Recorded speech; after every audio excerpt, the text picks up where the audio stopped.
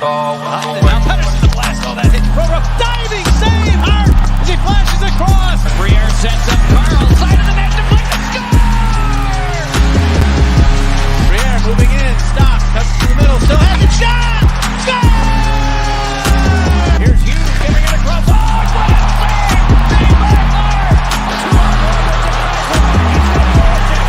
Save! Save by Maher! Short-handed mid!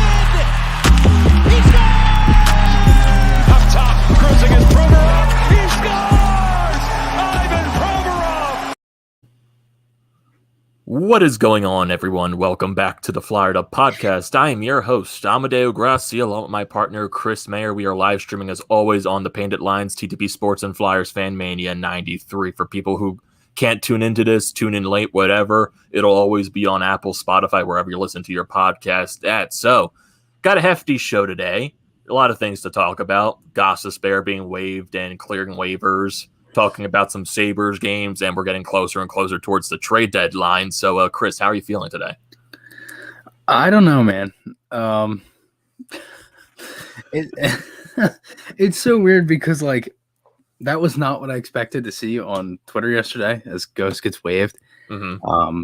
That Sabres game was pathetic. They won, which I don't know if I was more pissed that they won or like more annoyed that it took them that much to where they had to like come back and win the game like that. Like with the way that they played, they didn't deserve to win that game. But it's so weird because I know a lot of people were like complaining in that game how like they benched like Lindblom, Patty, and Farabee. Yeah, and I'm like, dude, like, and I know there was also people complaining about. I saw this a lot on Twitter, and it was AV. And I kind of wanted to start the show open the show with this.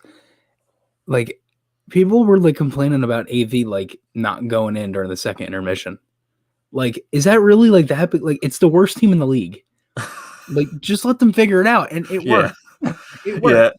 Yeah. I don't see any issues with that. Like, we have a lot of stuff to get into, but before we get into all of the other stuff, we want to get a word here from the Painted Line sponsor. So hear what they have to say, and we'll be right back real quickly.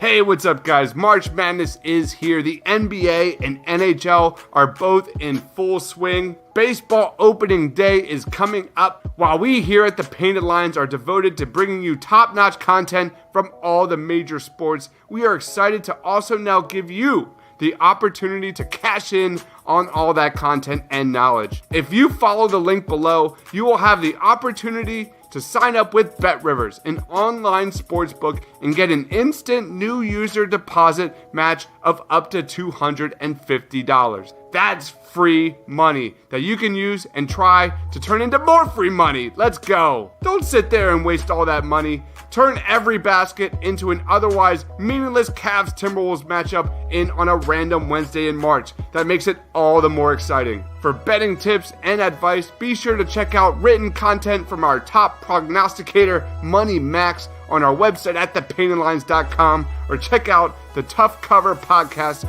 right here on the Painted Lines YouTube channel. You've seen the commercials all over TV and radio, but now is the time. Sign up today with BetRivers using the link below and start cashing in on your love for sports. Using the link below will automatically inform BetRivers that TPL sent you, and you'll get that new user deposit match of up to $250. Don't miss out on this opportunity for some free money, baby.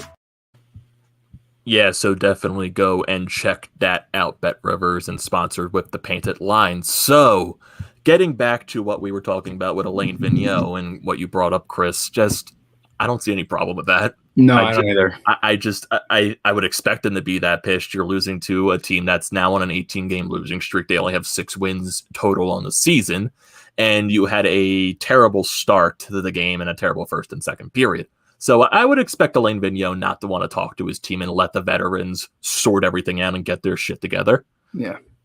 Yeah, and that's the thing. I mean, I feel like for the most part, and like, listen, if that's how it was, and if they didn't win that game, then it still wouldn't have mattered regardless. I still think like it's not a huge. I don't think he has to really say much. I think they all kind of realize to wake up, you know.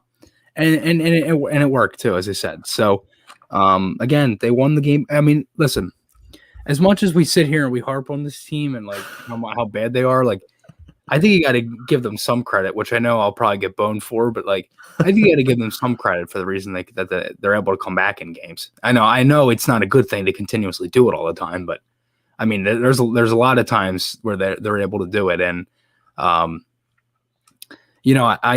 been saying it for a while now. When they switched up those lines in the end of that game, and they put G with Coots and Jake at the end of the second period there after the third goal, I think they did it.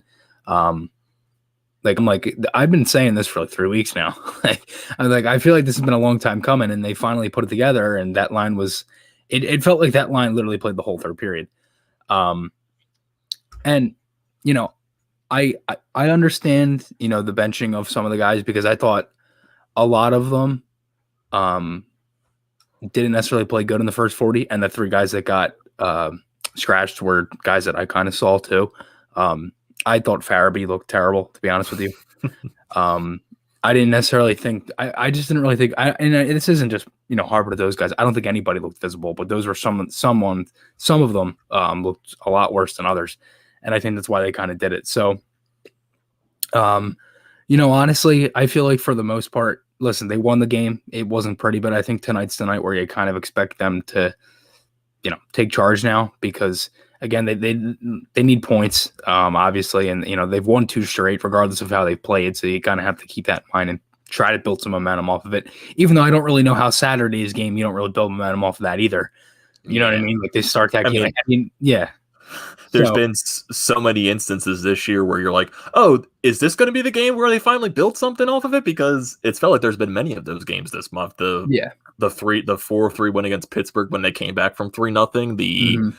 The one of those games against the Islanders where they dominated the entire time, but they lost. But that's something to build off of. Right. The game where they played against the New York Rangers the past weekend and was one of their best played games the entire year. Yeah. This whole month, they've put games together where they've played really good in one game, had some really good effort, and it looks like it's one of those games that's like a pivot point on the season where you kind of turn things around. But then the next game, it's just completely gone. Like, and going off the Islanders game, you said they lose the Islanders game Monday night, Tuesday night, completely flat against New Jersey, just completely flat, and then they lost 2 straight after that. Yeah. Or 3 straight, I don't remember, but still, it was just terrible. But they've won 2 straight, so hopefully they can continue that into tonight. Yeah, hopefully. It's just when you're playing a team that is on an 18-game losing streak, you don't want to be that team that ends the streak for Buffalo. That's just gonna, oh my man, if the Flyers end that streak for Buffalo, Jesus. It's funny. I don't know if you listened to my video. I didn't mean to cut you off. You're good. I made the video when they lost 8-3 to the Rangers, and I said, watch this team lose to Buffalo. I was that close. I was that close to calling it. I feel like everyone was calling that too, and it's just like, oh, they're up, they're losing 3-0. Oh boy, here we go. And then, typical Flyers fashion, they score all their goals in the third period, and they win the game in overtime. Yeah. I guess you could say that's a typical Flyers win from the past decade.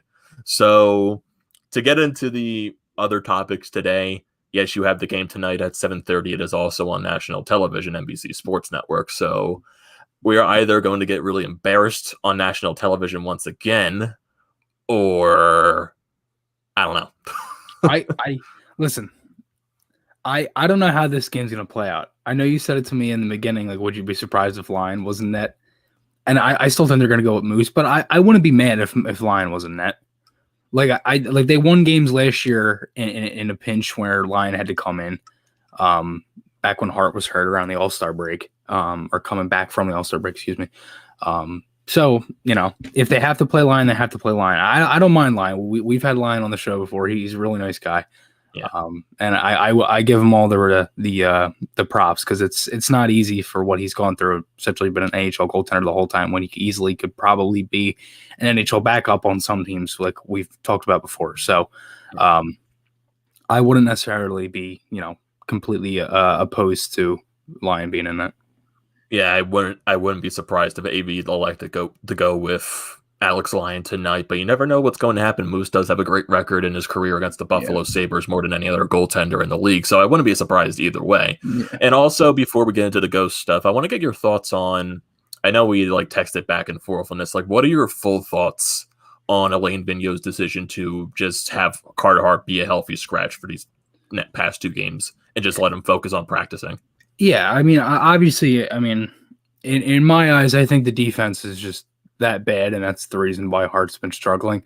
When you give up that many high-quality chances, you're going to give up a lot of goals.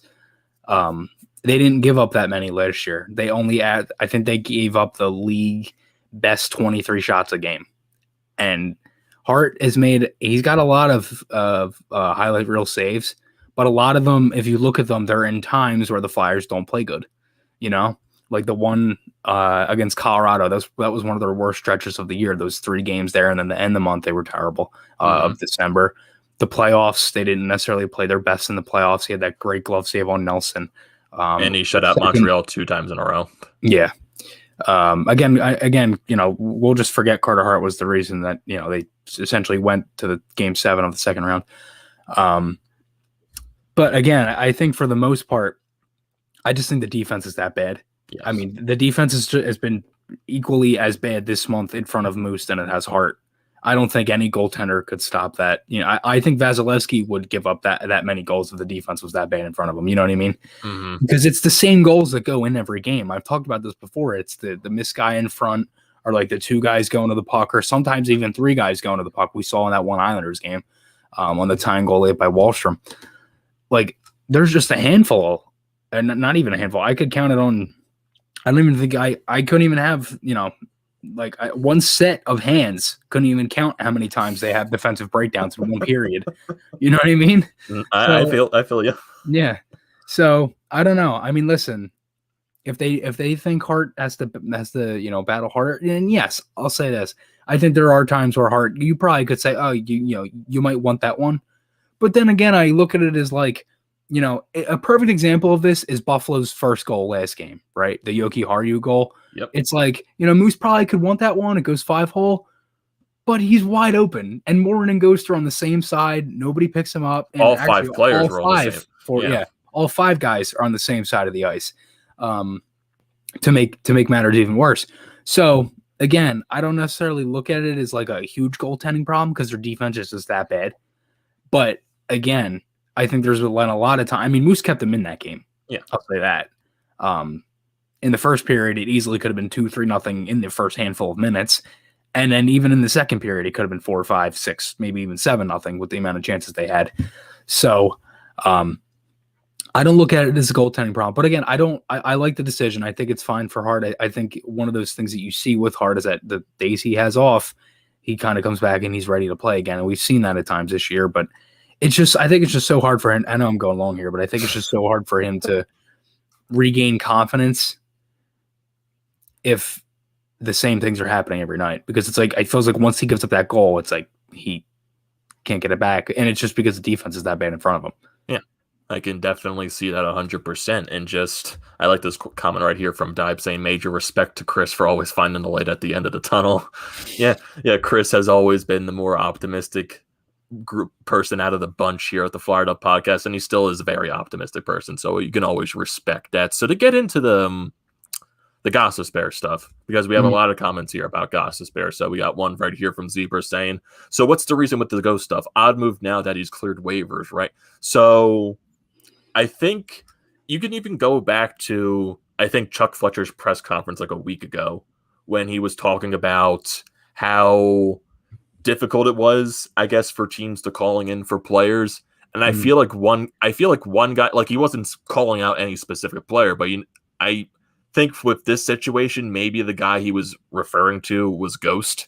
Maybe because, his contract might be more difficult to trade just because he hasn't been that same impact defenseman that he was a couple of years ago. He's making 4.5 on the cap, and he still has a contract for another few years. So that definitely wouldn't interest a team whatsoever. No. And then it was expected that he was going to clear waivers. I don't think anyone was going to take him for free. No. But so I think this move, and we're going to be discussing this a lot, is just to, and they said it too in the press conference yesterday, it's for cap flexibility to where they have more cap space going into the trade deadline, to where they have more leverage and it can take on more contracts.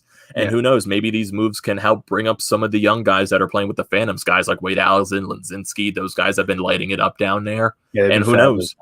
Who knows? Maybe a Cam York signs its entry level. That could also be a possibility. He could. And one thing I will say about the Phantoms, their game tonight against Hershey's on NHL Network at 7. So the Flyers are 7:30 on National, and the Phantoms are 7 o'clock on NHL Network. So I'll be recording that Phantoms game, watching that later. But I'll say this about the Ghost situation.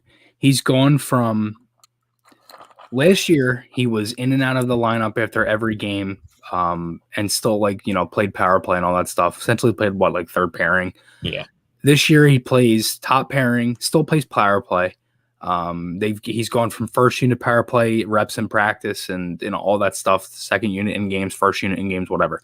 So he's gone from first unit to a scratch for 3 games to third pairing to waivers.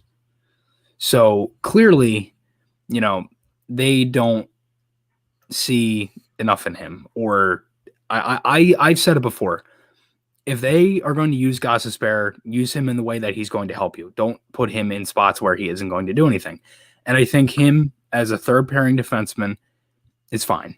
I thought him as a first pairing defenseman was fine because he played good.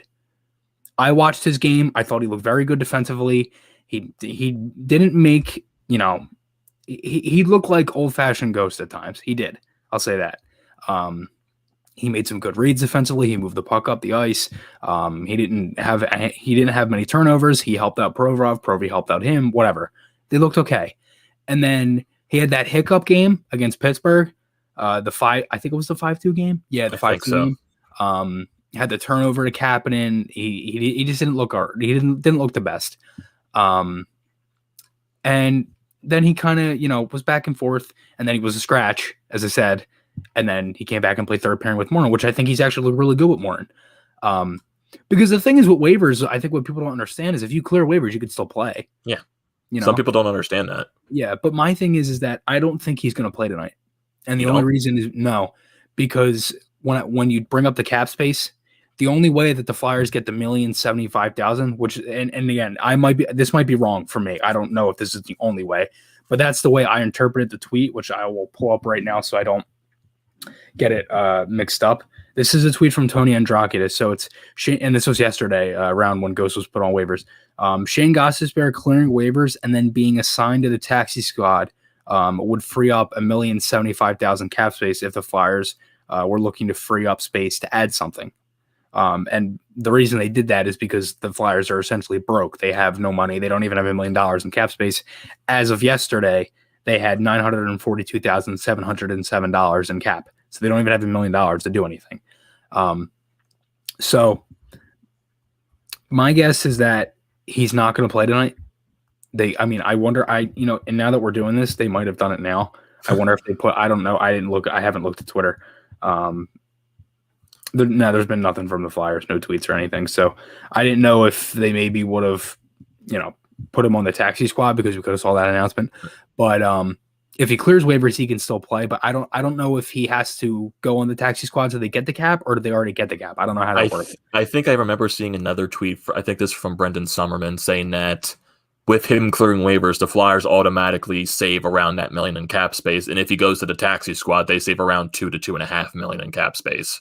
So I think with him clearing waivers, they clear it automatically with that $1 million in cap space. Gotcha. So yeah, I think that's the way it works. And who knows? Maybe I would think Ghost plays tonight just because I would too. But that was the thing. But I just didn't know what the cap, because I would want him to play. Yeah, because I think he's played fine to where he could play. That's so weird though, wouldn't it be? Like he goes on waivers one day, and he's in the lineup. They probably told him about like that or something like that. Chuck Fletcher, Lane Vigneault. He was at practice yesterday. Yeah, so we're going to put you on waivers. This is basically just to save some type of money, and you're not going to leave the team whatsoever. You're probably still going to be playing tomorrow night, so don't take any offense to this. I'm assuming that's what they probably told him or something like that. Yeah. So I would assume there's everything is fine. I would assume Ghost is going to be in the lineup tonight.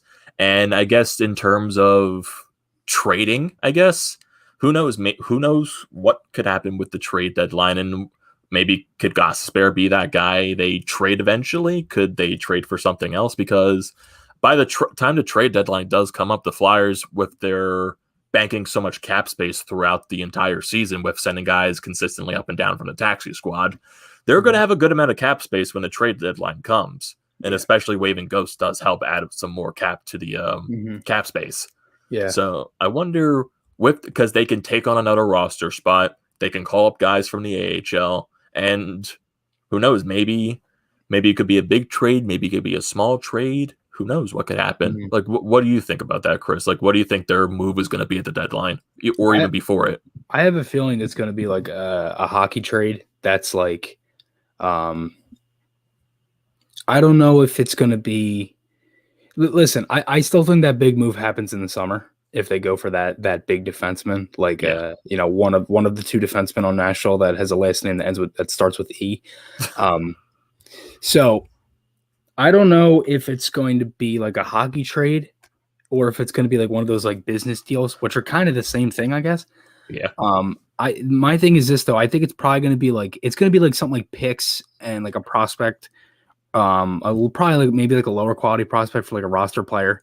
Something that my guess would probably be like a top 4 defenseman that's like cheap, but I don't know how they do that. I don't know who they could get too. I think there's been rumors of a bunch of guys. Yeah. I saw something, and we just got a comment from my dad about Jonathan Bernier. Why would they go for a goaltender? Like, and this is kind of the stuff weird. This is kind of the stuff that I would like ignore, to be honest with you, because it's like, I just don't really see it being, to me, it's not really relevant. Like, I just don't understand why the Flyers would go for a goalie. I don't think bringing in Bernier would be a bad idea. I just think they have other needs right now. And that's kind of where I wanted to get into the Cam York thing that you brought up. Like, maybe they sign York. Maybe. I think they're going to do that in the summer because they have a lot of needs that they have to fill right now. And my guess would be they just wait out the rest of this year because there's only 2 months left in the season. And that's if they make the playoffs. You know what I mean? Yeah. So I don't know, but I'd love to see. I think because with the whole situation with Michigan having to drop out of the NCAA tournament because of the COVID precautions, honestly, I can see them signing him to his entry level and him just going down to play with the Phantoms. Honestly, I don't want Cam York on the NHL roster just because I don't want him playing in that shithole of a defense. Yeah, and that's the thing. I don't think he's gonna come up either. I think if he does, he would go down to Lehigh Valley. That's if they sign him. Yeah, I know a lot of guys have been getting signed. Caulfield got signed to Montreal. Matthew Boldy. Yeah, Chicago signed a couple of their guys. Mm-hmm. And speaking of Chicago, did you see Kirby Dach came back? Yeah, I saw that. I don't know if we talked about that on the last show. I don't know if we did a show when he came back or what. But that wasn't he supposed to be out the whole year? I think so. I think he was going to be out a good chunk of it. Maybe the recovery took quicker than needed to be. But and speaking of Chicago too, they just like that Central Division. It's that 4th place spot, man. It's like because now Nashville's back in the picture. So who even knows if Nashville even wants to get rid of one of their defensemen now that they're back in the picture of the playoffs. Nashville's won 6 straight. Yeah, they've been good really recently. Their defense has been good. Their goaltending has been good. Their offense has been a little bit better than the beginning of the season, but that seems like it's going to be a top 3 heavyweights. Tampa and Florida both have 50 points. Carolina's got 49, and then it's 39 for Nashville and Chicago. Columbus with 36. The Stars with 32, which is very surprising. And then the Red Wings are kind of the bottom feeder. I think the Stars have been hit with so much to start this year. They had their gigantic COVID outbreak in the beginning of the season. They don't have Tyler Seguin at all. Then they got hit with the snowstorm down in Texas, which caused them to not play a couple of their games at home. They've just been hit with a lot of stuff, so I can understand why they're probably not as good as they were last year. And 10. Oof. That's a lot. That's a lot of overtime losses. Yeah, and like for other teams that have been really good, the Carolina Hurricanes have been fantastic this year. Yeah, they have been. They've looked really good. So is Florida. Yeah, Florida's been really good too. Man, that Ekblad injury, I hate seeing that. That's terrible. Seriously, I seriously hope Ekblad is okay. Yeah, because that's not something you want to see to literally anybody. Like that could be like career ending. I don't think it is. I think it's just he obviously needs surgery.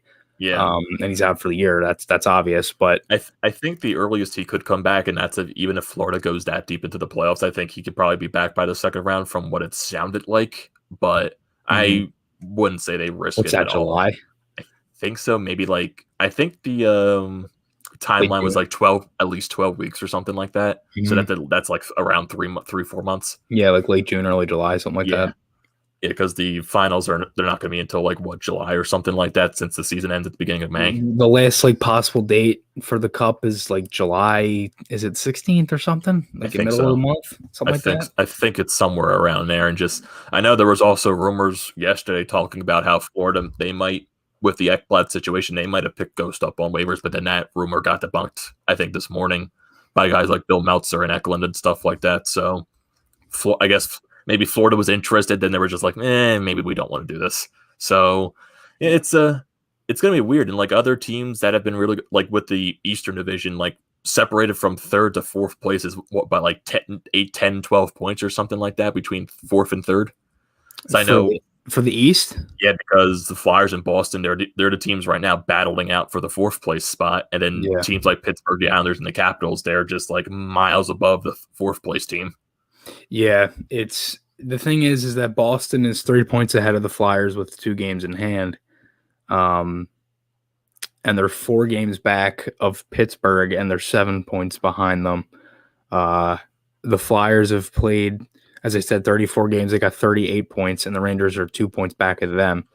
So the Flyers just got to really worry about themselves and just keep winning here.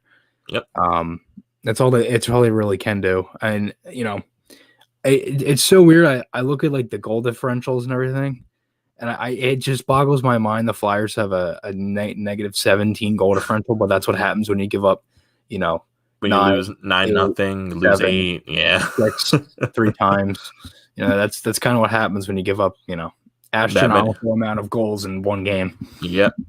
That's definitely what happens. And just getting over into some of the other comments, another comment about the veteran goaltender or something like that with Jonathan Bernier. That was a weird thing. Why would they go after a goaltender? But you never know what's going to happen at this point. Yeah. Then we got a comment right here from Arnie saying, with Ghost clearing, does that mean Morin takes his place? I would like to see that grit on the back end if he can play NHL hockey. So we talked about this earlier, that Ghost isn't off the roster. Most likely I would expect him to play tonight. I would expect mainly the same lineups, mainly with just the waiver situation. It was just to get more money to the cap space. That's basically all that move, and to probably make a better move for a trade. Mm-hmm. And then this situation says how solid Matt Niskanen was. Bad spelling on the line for me. So yeah, it's with the Matt Niskanen situation, it's still mind-boggling. It's Matt Niskanen, even though for how good he made the defense, Matt Niskanen doesn't prevent a team from losing 9-0. It doesn't prevent a team. Go ahead. He doesn't prevent a team from losing 8-3 or something like that. It's just, it feels like there's a lot of young guys that are just all having bad seasons at once. Provorov's not having the best season. Sanheim and Myers, they took 2 steps back. Yeah, I think that's the answer right there, is they have too many young guys. Yeah. I think that's what Fletcher means, when they say they don't have the right mix of players. They have too many young guys. They don't have that veteran like they did in Niskanen. Yeah. And Braun isn't cutting it, which, again, it's nothing against Braun. I like Braun. I think he's a good player. It's just, there's only so much one guy can do, and I don't think Braun's he's not put in that position. Yeah. So, listen, I think it's tough. I mean, I think this whole year is just I think it's just one of those throw it in the trash years for every team, because you don't even know, some of these teams look so good, but if you compare them to other teams in different divisions, it's are they going to play that good? You know what I mean? Florida, for example. Is Florida really that good, or is it because of that division isn't really that good? You know what I mean? It's them and 2 other teams that are the top 3, and then that's really it. Mm-hmm. So the same thing could be said for the Western Division with that's also it feels like a top 3 type of division with Vegas, Minnesota, and then St. Louis is really fun to watch. Yeah, St. Louis has been off and on this year. Yeah, I feel like that's been every year though. Aren't they always like that? But I mean, even the year they won the Cup. I think with the loss of Pietrangelo, it really hurt them.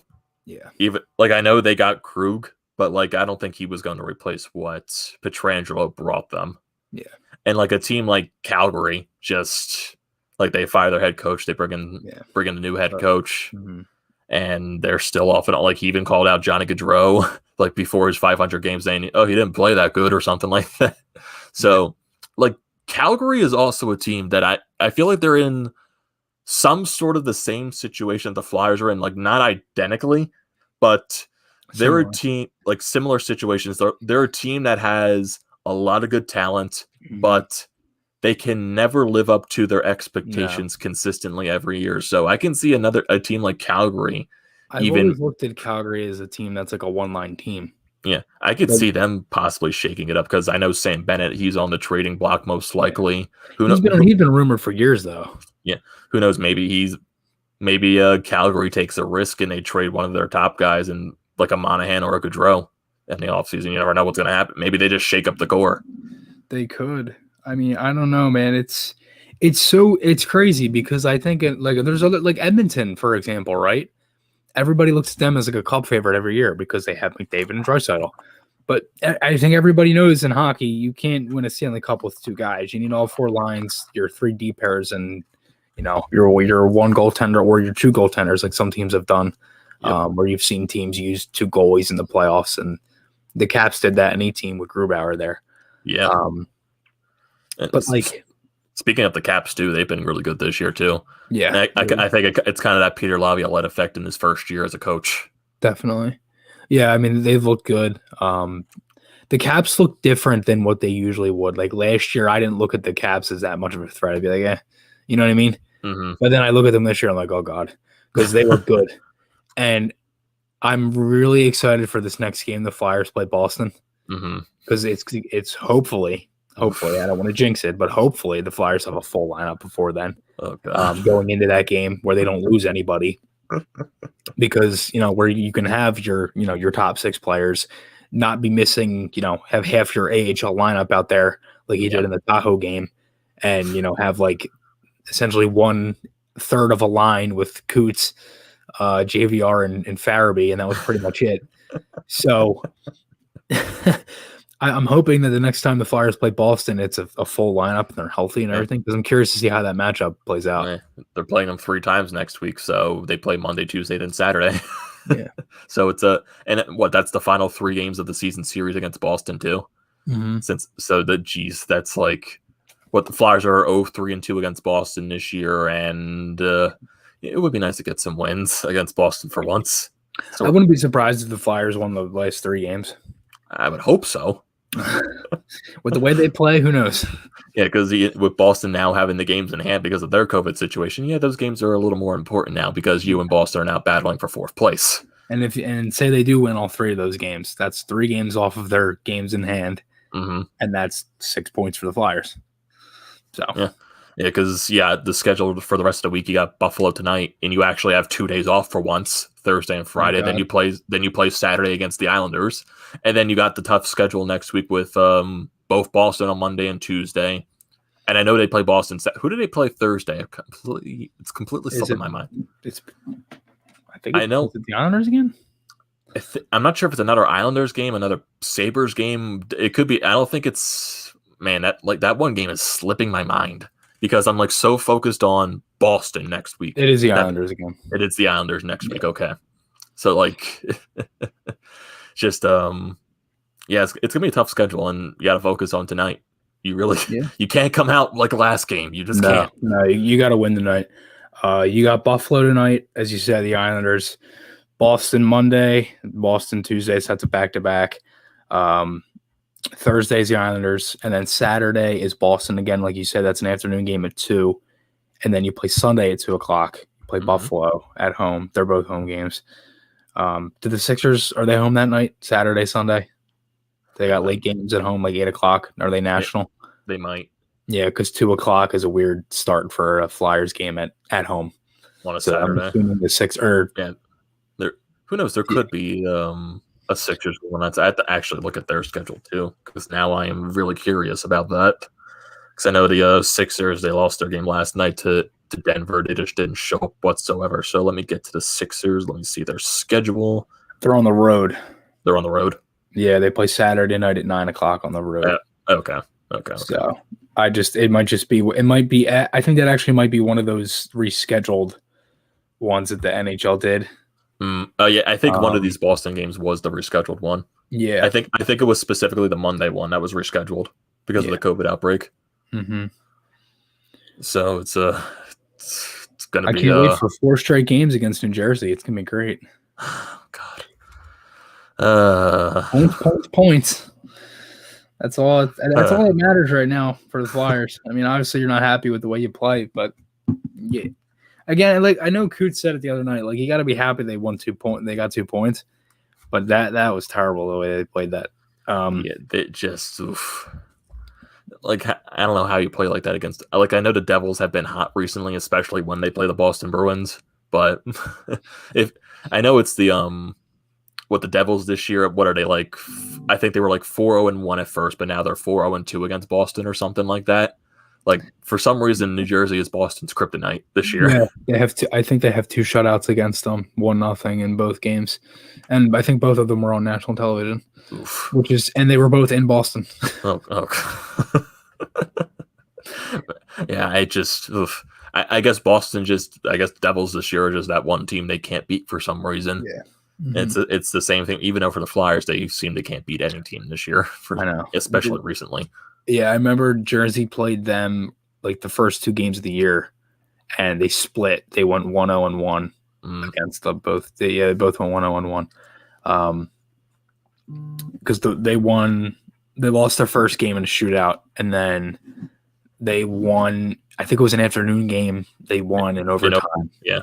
Exactly. I know, like during that stretch, that was like when Boston didn't score a goal at 5-on-5 or something like that. All their goals came on special teams, so that was a lot. And I think that was just a stretch with the Devils series too. Like even going into last night's game, they still haven't scored a 5-on-5 goal against the Devils, and I think that changed last night. But yeah, I think that was just like a weird stretch. Yeah, and then in the beginning of the year, that was obviously went away when they played the Flyers. Yeah, when they scored 4 goals in the third period, and the Flyers blew a 2-0 lead on the road.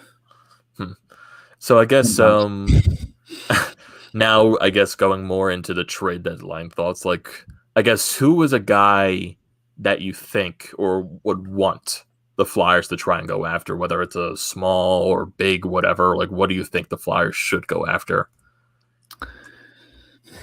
For hockey trade purposes, I want them to get a top 4 defenseman that's affordable.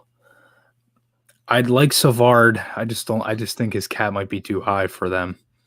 $4,025,000, I think. 4.025 is his cap. I think they would be able to take that salary with the cap they've been banking at the trade deadline, so they might be able to take on that type of contract. They could, yeah. I think it just depends on what they give up to, because obviously if you're getting a roster player, you're probably going to have to give up another roster player or a prospect. Yeah. Or maybe both. It depends on the haul they bring back. Like if they were to get Bernier, like, and this is kind of to go off of it, I wouldn't mind it if it was a package. Like if they got like a defenseman with Bernier or something, and like give up a prospect or something, like maybe a Mark Stahl type of defenseman or something like that. Yeah, something like that. And again, I'm not saying that they should get Mark Stahl. I'm just saying in general. I know that's been a rumor too, which I don't necessarily think that would be a horrible fit. I just don't think it's what the Flyers need. Yeah. Because I just think it might be a guy that's a little too past his prime. And like it makes sense because he, played under AV. And I'm sure AV would like to coach him again. And I'm sure it's a guy that he's familiar with in his game and everything. Mm-hmm. Because I think if they get a top 4 defenseman, they can kind of clean up their pairs a little bit. And you might be able to get some more consistency with everybody. Maybe. And that's kind of what I'm getting at here is that I know everybody wants to say that the one guy is going to change what's on the ice, but I think it's going to change what's in the locker room. And I think that's the issue is that they clearly have leaders. And I'm not going to sit here and argue the Giroux leadership, Jake, Coots, Hayes, Provy thing. I'm done with that. Mm-hmm. I'm talking about as a team, like they have too many young guys. Yeah. And they clearly have leaders because they literally have stepped up in games, and they did that last night or Monday night. But I just don't know what they do now because they're kind of in a pickle with the cap and everything. And my thing is, like, they could do it before the trade deadline, or they could do it after, or in the offseason. Before, or in the offseason. Or they could do it the day of the deadline. So I don't know when they'll do it. I think it's going to be coming soon, though. Yeah. And then probably in the next week would be my guess. I think watch out for the next 2 days just because the Flyers have 2 days off. So maybe that's when ideally you might see something happen. Mm-hmm. I mean, it could even happen, as we're talking right now. You know what I mean? Yeah, it could be happening. Yeah, it's one of those things that happens. Like it's nothing. And could you imagine if we just called it or something? Like we just said, "Oh, they've been trade." Open our phones. It's like trade. We have acquired defenseman. It's like, what the hell? We have acquired defenseman Ryan Ellis from the Nashville Predators. Oh, Spencer Knight got his ELC. Oh, we did. Nice for Florida. him. Yeah, from 10 minutes ago. Yeah, I know a lot of the college kids now are getting their ELCs, especially guys like you said, Cole Caulfield, now Spencer Knight. And have you watched any of the games from the NC tournament for hockey, or really haven't been paying attention to it? I was looking at some of it. I haven't really paid too much attention to it. I watched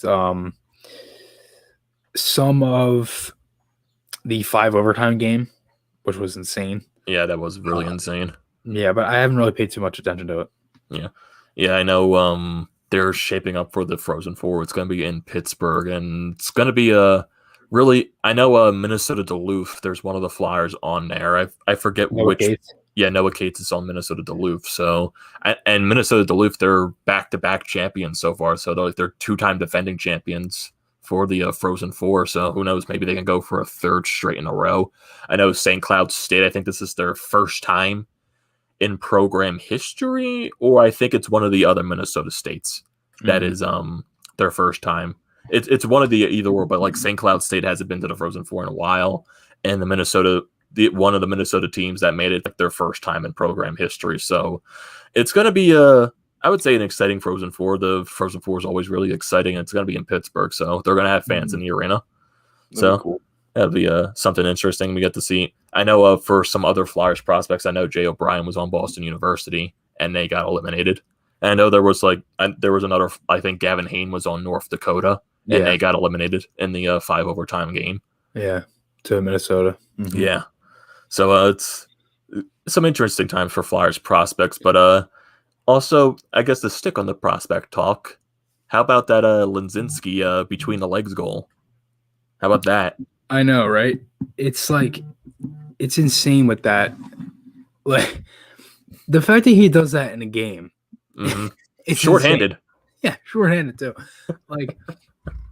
When I saw him when I went to the Phantoms game, he looked good.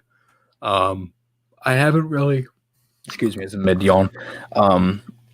I haven't really been able to catch much of the Phantoms. I mean, I've seen obviously recaps and stuff. I know they've been winning games. They've played some good hockey. I know the one game they got blown out to Hershey, 5-2 or 5-3 or something, but it was 5-0 at one point. Mm-hmm. I think all the goals came in the second too. Oof. I don't know, but sounds like the Flyers. Yeah, they've been playing some good hockey, and again, as I mentioned before, I know there are people live on here. I know more people joining stuff. I did mention before, Phantoms are live tonight on NHL Network at 7. They play Hershey, and that's on NHL Network. So you can check that out as the Flyers are on national television at 7:30, and then Phantoms at 7. But yeah, I mean, I think for the most part, I think Legzinski's been good. I wouldn't be surprised if they call him up. I think they'll probably call up him instead of Allison, just because of the way that they've played. But I'd love to see both get called up. They were 2 guys that we said in the beginning of the year, before they got hurt, was that they probably could make the team out of camp. Yeah. But my thing is if one of them gets called up, who you sitting? Because my guess would probably be NAK. Maybe him. You're not sitting because you're not sitting Farabee. I think you got to keep Raffle in the lineup. Yeah. Yeah, I think most likely I would say NAK would be the odd guy out. Yeah. If you're gonna bench anyone. And I know we got a comment right here from Random Gaming 101 saying, when do you think Wiley is gonna come up? I'm not sure. Honestly, I don't think he's one of the first options for the team to call up. I think he still needs years probably. Yeah, most likely he still needs a lot of time down with the Phantoms. I would say more of a defenseman they call up more is a guy like Zamula or something like that. But even I still don't see that as a possibility right now because I don't think they want to put any of the younger defensemen in the trash heap of the defensive core right now. So right now with prospects, most likely just expect guys like either Allison or Linzinski to be called up. I don't think they can call up Millman because he's still on an AHL contract and his ELC contract that he just signed. It doesn't go until the offseason starts. Yeah, so, I think that's the same thing with Logan Day too. I think he was re-signed by the Phantoms, and he's actually second on the team in points as a defenseman. Oh, wow. I think Derek Poyat has more. I think he had 1 point more. When I last looked, he had 7 points, I think, in 10 games. So he looked good too. When I actually went to the game, he took a scary fall into the boards. Like one of those ones where like they kind of fall in the corner and just kind of slide into the boards, and they can't really help themselves. And it was one of those, and he hit the boards hard. And you know how the boards are at Lehigh Valley, where it's not on the far side, it's on the other side where the Phantoms come out in the tunnel behind the back. Yeah, and it's all open there. Oh. Yeah, so I obviously those boards are different because they're like more live boards. We've seen that with a lot of arenas and like the outdoor games and stuff. Yeah. And like Joe Louis Arena is obviously famous for it. So I don't know if that's like a different impact on the boards there, but he was down for a couple minutes, and I think he did end up coming back in the game, but still. Yeah, it's the Phantoms. It's still weird too because with the AHL aren't they not doing playoffs this year just because of the whole COVID situation? I don't think there's going to be playoffs at all. The AHL? Yeah, I think I remember seeing something like they're just playing games right now without any playoffs. Really? And yeah, I think that's one of the things they're doing. Just because of everything. Who knows, that could change in due time, but I think right now they're not doing anything playoff-wise this year. I think they're just playing games to play games. I hope they have playoffs. I don't remember seeing anything about that, to be honest with you. But if I hope they have playoffs, I want to see some Phantoms playoff hockey. But the way that they've played, it's like they had the one really good year in 17-18, and they got to the conference final. But the Marlies were just so good that year. Yeah. No one was beating the Marlies. No. And the only team that came close was Texas, and they took them to 7. Was that game 7 or 6? 6 or 7 or something like that. It was 6, I think. Yeah. And former Flyers goaltender, I think Cal Picard was on that Marlies team when they won the Calder Cup. What's his face was in that? Mike McKenna. Oh yeah. Yeah, with Texas. Yeah. I think they also had Rope Hintz. Oh yeah, Rope Hintz. Yeah. Mm-hmm. I'm trying to think, who was it? Oh, did they have Kiwi Ranta too? I'm not sure about that. Or am I just naming every Stars rookie? I think you're just naming every Stars player now. Okay. Yeah. So we got a comment here from Cryptic Cowboy saying he wants Ryan Ellis. The price will be high, but they need a guy like him. I see more if they do eventually go after a guy like Ellis, because you never know what's going to happen. I see that more as an off-season type of move, just because right now with Nashville, they're still technically in the race, and Ellis is injured. I think he's still. How much longer do you think he isn't from coming back? Is he still like a couple of weeks? Is he a couple of games or something like that? I'll check on that because I'm not 100% sure. I didn't even know he's hurt. Yeah, I know he's been hurt for a while. I think when he got his injury, he was like 4 to 6 weeks or something like that. Okay. So, yeah, definitely Ryan Ellis would be a guy that would definitely help this blue line out a lot. And maybe it could be more impactful than a guy like Ekholm because Ellis, he has more term on his contract, and I think he's a younger defenseman than Ekholm. So maybe, who knows, maybe it's a guy that's more of an impact on the roster for the foreseeable future. And I know Fletcher was talking about that too. But like, we need to not make moves, especially just for more of the future than for the right now. And I think that's what he was focusing on too, like getting guys to help up this roster. And we got a comment also right here about hearing about Klingberg was on the Flyers radar. That would be nice. Yes, a guy like Klingberg would also be nice for this Flyers roster as well. And there's also another defenseman that is going to be a free agent next year. And I want to get your thoughts on this. So do you think Dougie Hamilton re-signs with Carolina? Yes. You do? Yeah. I think they would be stupid to let him go. He's like, every year he's like up there as like everybody's like top 10, top 15 defenseman. I think he's an easily top 20 defenseman in the league. Oh, easily. Definitely. He's fantastic. He's one of the better right-handed defensemen. Yes, he is. I'd say him, Burns, Carlson, and Doughty are the top four, and you could I'm forgetting Pietrangelo. You could throw him up there too. They're probably top 5. You could put them in any order. I could care less, but yeah, I think Hamilton's insane, and I think him and Slavin are unbelievable. I mean, Carolina's got some good defensemen. Now to say if Dougie Hamilton doesn't re-sign with Carolina and he does hit the open market, and go for him. If the Flyers were to shed some salary in the expansion draft, make some trades, and they shed some type of salary, would you be against the Flyers going after a guy like him? No, because that's exactly what they need. But the chances of all that happening are maybe probably under 1%. Honestly, because if the Flyers make some moves, especially in the offseason, they shed some salary, whether that's a guy like a JVR, they take his money off the books. If he gets picked in the expansion draft, you shed a guy like Ghost, and you free up some cap space. You never know what. Maybe a Fletcher does go after the open market since he'll have money on his hands, and he maybe throws a little money just to say, hey, you might not want to come to Philadelphia, but these Benjamins say otherwise, and you might want to join the Flyers roster. Hopefully he doesn't do the 13-year 100 and well he can't do that anymore. Thank God. Zach Parise, oh God, the Ryan Suter contract. Well, I mean, Suter for them, it has still been good. Parise is just he's just been shot. He's old. He's old. He's old. Yeah.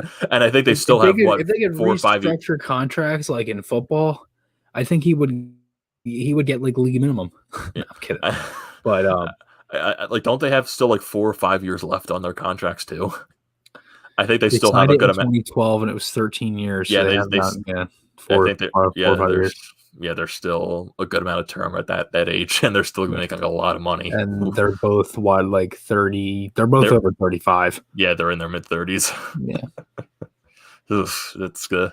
A little ugly at contrast. the time, they're the best players in the game. I mean, Parise is one of the best forwards. From that Devils team. Yeah, and Suter's one of the best defensemen. Yeah, and I wonder if some of those guys do hit the open market this year. I know this is just me being overly optimistic, and who knows what happens if Carolina does re-sign Dougie Hamilton, because I know there's been discussions and stuff like that, but I don't know if they've been anywhere close or something like that. Yeah, I'm sure he'd want to stay in Carolina too with the way that they've played and the runs they've had, and it doesn't seem like he's had a good time in any other team. I mean, it didn't look like he fared well in Boston and Calgary and stuff. This is the first team that he's really had some good success with. You imagine if they still had Hamilton, Boston? God, imagine if Boston actually picked right with their 3 picks in a row, and they picked guys like Barzal, Shabbat, and who else was available at that point? Kyle Connor. Connor. Imagine if they had all 3 of those guys. Insane, dude. Yeah, I think Boston would have. I think they probably would have beat the Blues in 2019. Probably would have won 2 or 3. Probably would have won 2 or 3 cups by now. Dude, they could have had Barzal. Yeah, they could have. He's easily a top line player. He is. And he would be forced to play second line because of the perfection line. Yeah, because of the perfection line, he'd be forced to play second line. He'd be playing with Krejci and DeBrusk. Yeah, probably. Well, if during that draft they wouldn't have DeBrusk because they picked Barzal, O'Connor, and Shabbat. Well, they had the 3 picks. They still could have took DeBrusk. Well, true. That's also true. Yeah. Well, it's you would have a second line of Krejci, Connor, and Barzal or something like that. Yeah. Man, yeah, Boston really did screw up with that draft. And then you could have Connor. Yeah. They literally could have had Shabbat, McAvoy, Barzal with Krejci, or say DeBrusk or something, or who's one of their second line guys? I'm trying to think of. I'm struggling to remember who's on their roster. Yeah,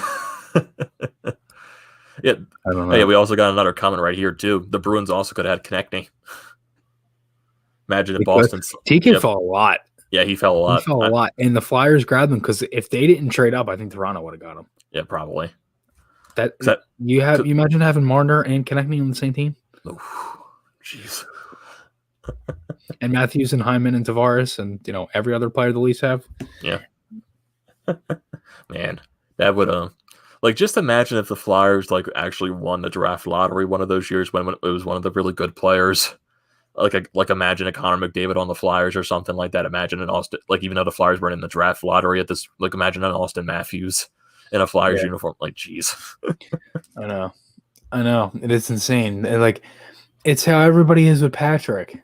It's everybody, it's funny because what's his face was telling us this on the Flyers Nitty Gritty pod, Yariv. He was saying with the Subban thing, how everybody was saying to trade Coots for Subban. Oh, now everybody's saying to trade Patrick for Ekholm. And it's real similar because it's Coots is a guy that everybody kind of gave up on when he was young. It's exactly what people are doing with Patrick, and it's a defenseman the Flyers could have used at that time. You know what I mean? It's really similar, and it's a great point. And I think it's just that's how people are, and I think a lot of the trade stuff you see is when people just want to get rid of guys. It's all the guys they don't like. You know what I mean? I saw one time, and it was I won't say who it was, but it was something like Voracek, Patrick, O'Brien, and Allison. I think of myself, these are all guys that people literally just harp on all the time. O'Brien especially, as for prospect wise, he's one guy that everybody harps on for absolutely no reason. And it doesn't seem like many people obviously not many people like Patrick. Everybody has to complain about Jake. So there's so many things. And then obviously Allison would being hurt and stuff. Dude, it's funny. I wanted to mention this to you too. I've never seen a fan base that complain that much about passing over to Brinkett when they literally got Carter Hart in the same round. Mm-hmm. You literally drafted a franchise goaltender in the same round. And you're going to complain about not getting to Brinkett? Because I can understand because you drafted LeBurge a couple of picks later, so I can understand you did have a chance, but yeah, but still, you know what I mean. You took Carter Hart, it's not it evens itself out and goes even more And I think this will be the last comment of the podcast because we're getting closer towards the hour mark here. So we got one last one from Cryptic Cowboy saying, "Think there was any truth that players don't want to sign in Philadelphia?" I mean, I know during the Ed Snyder era, there were a lot of players that they wanted to come to Philadelphia to play for Ed Snyder because they loved him as an owner, they loved the franchise and stuff like that. But I know I think more I know Philadelphia hockey wise really hasn't just been a popular attraction just because of how the team has been for the recent decade and stuff like that. But I know a player is going to come here when the money is right. They're just oh, I'm going to turn down this so much money contract because I don't want to play in Philadelphia. And I'm going to take a lesser contract to play for a different city. I don't think it's going to end up like that. I know when the Flyers, they eventually become a team that's more consistent and more good. Yeah, definitely the free agent market will be more attractive towards Philadelphia. But I know around something at this time and point might not be as attractive. But when the team eventually does get good, I think the free agent market will start to open up more for the Flyers in perspective, and they'll actually be able to sign maybe if they want to go out and sign a good free agent or something like that. Yeah. What do you think about that, Chris? Yeah, I mean, I think it's hard. I mean, if you look at all four of the sports, I think you could say kind of the same thing about all of them. I mean, I think there's guys that love playing here. There's guys that obviously don't like playing here. And yeah, I mean, you see that. I don't think there's more of that. I don't think there's that with the Flyers. I think you see that with other teams. I think it's clear you see that with the Eagles a lot. Wentz and a lot of other guys that have kind of come and gone with them. I think there's the Wentz situation as a whole was just such a dumpster fire situation that they just had to get out of it. It's nothing against Wentz or anything, and I don't make it that he didn't want to play here. I don't want to make it like that, but it's kind of clear he obviously a fresh start would have been needed for him. It's at that point you have to move on from him because the situation is just getting so bad at that point. Yeah, and there's no there's no recovery at that point. Yeah. So I think there's a lot of that with guys, but again, I think there's a lot of guys that love playing here. Yeah. Look at the Phillies when they went after Bryce Harper. Bryce Harper definitely got a lot of better offers on the table, but he picked here, even though he still got one of the more record-breaking contracts. He came here to take less term. over years. He took a 13-year deal with less term. It's crazy. You say less term, it's 13 years. Well, I meant so less money per year. I meant not term. No, I hear it. No, I think like with the Sixers too, like obviously like Allen Iverson and everything. Yeah. And I think with the Sixers this year, with the way how good they've been, they're definitely going to be attracting a lot more free and stuff like that. Like the guys to play with Embiid. They're looked at as a contender. I mean, we've been saying that for a couple of years now, but I think this is like the kind of, this is like the year that they have a really good shot at winning a championship. Because honestly, I think that if Brooklyn isn't healthy, I think it's the Sixers division to lose. To be honest with you. I'm not buying into Brooklyn at all. No, not buying. It's just because they're a really heavily offensive team, and if you look at a lot of games with Brooklyn, a lot of their games are really close. Yeah, they're high scoring. They're a high scoring team, but they can't defend. Like when you have James Harden's the guy that's not going to defend. Kyrie Irving's not going to defend. Like Kevin Durant's like their best defensive player, and he's coming off of an injury. About basketball, so and Kevin Durant is coming off of his major injury last season, which kept him out the entire year. So he's probably not going to be as good on defense as he probably would be. And I just don't see, like, I know a lot of these people that are getting bought out of teams in the NBA and they're signing with the Nets and stuff like that. I just don't buy, because I see the Nets going up against the Sixers. The Sixers are a much better defensive team. Ben Simmons, Joel Embiid, they're one of the best defensive players in the league. Matisse Thybulle, one of the best defensive players in the league. And if you put the Sixers up against the Nets in a 7-game series, I take the Sixers any time of the week. Yeah, I mean, I can't disagree with you because I don't know what to say. But I think you're right, and that's all I'm gonna say. Yeah, that's it. But no, I mean, I think this is kind of the year for the Sixers. I would seem like there's a lot of hype around them, and I saw the Lakers got DeAndre Jordan. Mm-hmm.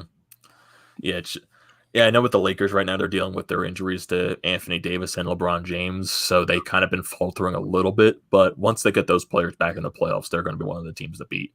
Like, because Utah, they're one of the best teams in the league. But say if the Lakers, like, I remember watching one of these games, and I think it was the Sixers versus the Lakers, and they said, if the Lakers continue to fall a little bit and they drop to the 8th place spot, and they have to, because I know this year with the NBA, they're doing a couple of playing games to get to the playoffs for one of the lower ranked teams.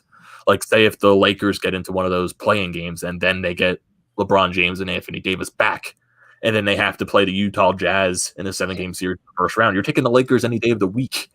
Are the Lakers really that low in the standings?